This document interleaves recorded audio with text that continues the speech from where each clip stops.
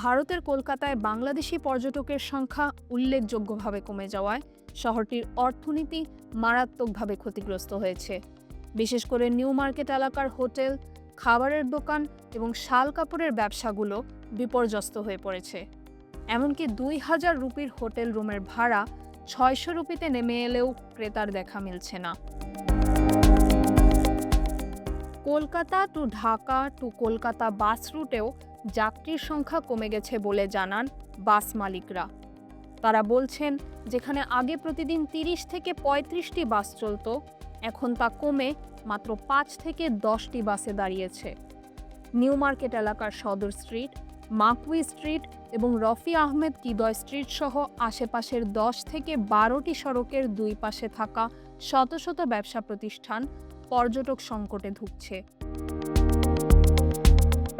পর্যটকেরা জানিয়েছেন, ভারতীয় ভিসার মেয়াদ শেষ হয়ে যাওয়ায় তারা কলকাতা ভ্রমণে যেতে পারছেন না।